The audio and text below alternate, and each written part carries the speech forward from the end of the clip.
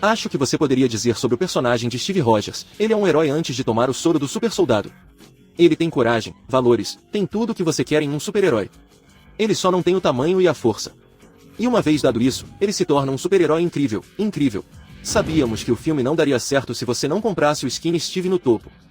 Vamos passar o primeiro ato inteiro com uma versão magricela de Steve Rogers antes que ele seja escolhido para o programa e passe pelo procedimento que o transforma no Capitão América. E se isso parecesse falso, se não parecesse certo, você perderia tudo. Não é sobre a transformação. E nós pensamos muito e muito sobre como você faz a transformação de uma forma que não foi vista antes e você pensa em agulhas e compressas e vapor e fumaça e água e líquidos e todo esse tipo de coisa. Como você faz isso? E toda vez que você pensa em todos os filmes que fizeram isso antes. E então, em vez de ser sobre a transformação, o que decidimos que seria mais sobre estabelecer o personagem de antemão. Volte. E então a transformação não é o grande problema. Quer dizer, é uma cena bem grande, mas é meio que a portas fechadas. É realmente sobre o homem que entra no casulo, e então o homem que sai do casulo. E é isso que a batida é no filme, ao contrário de ser, e agora vemos seus músculos inflarem e, você sabe, expandir e sabendo como queríamos que Chris parecesse quando saísse do casulo, totalmente transformado, sabíamos que ele tinha que começar a se exercitar imediatamente. E ele passou provavelmente 3 meses para ficar em forma. Também sabíamos que todo o primeiro ato do filme tinha que parecer que ele pesava 45 quilos e tinha 1,70 metros. Obviamente, uma vez que ele começou a se exercitar, não há como voltar atrás. Rock Rogers deve pesar 43 quilos. Ele é muito pequeno. Então, quando ele se transforma no Capitão América, Chris Evans parece bem notável com e como ele se exercitou e para onde levou seu corpo. Então, essa é uma questão difícil, pois tivemos que fazer muitas filmagens de referência.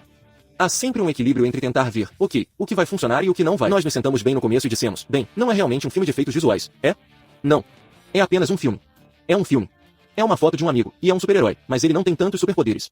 Sabe, ele pula um pouco, e é mais forte, mas não tem muitos efeitos visuais. Então você se vira e provavelmente teremos, não sei, 1.200, 13, 14 centenas de fotos pegando a fotografia original de Chris Evans, afinando e apenas quadro a quadro remodelando meticulosamente seu corpo inteiro para o primeiro terço do filme. Nós discutimos todo tipo de coisa.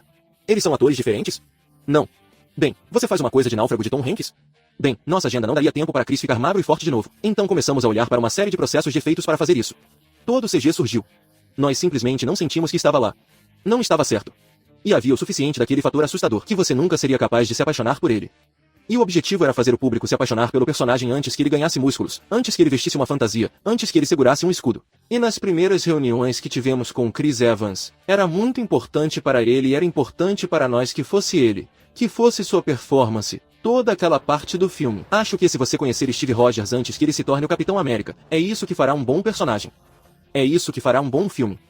Queríamos Chris Evans e Stanley Tucci juntos. Queríamos Chris e Halle juntos. Precisávamos de Chris e Tommy Lee Jones juntos.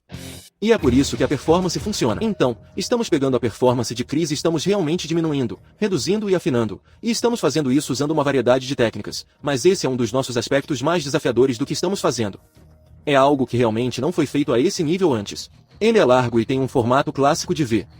E o que estamos tentando transformá-lo é no fracote de 40 quilos e torná-lo mais baixo e afinar seu rosto e remover os músculos de seu pescoço e ombros.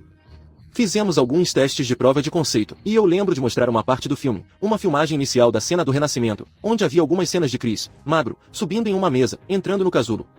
O casulo se abre, revela os músculos, e as pessoas para quem eu estava mostrando. Como você adicionou esses músculos?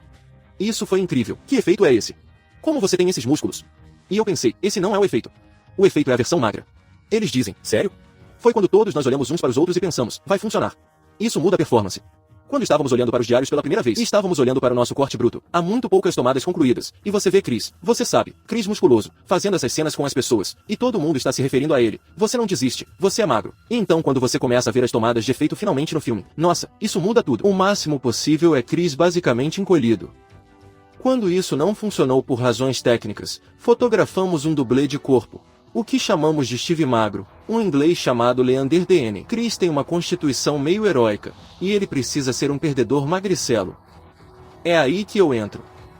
Ele decide como quer fazer a cena, e eu observo fazer 4 ou 5 vezes. E então eu faço isso e tento obter uma cópia exata. Corte.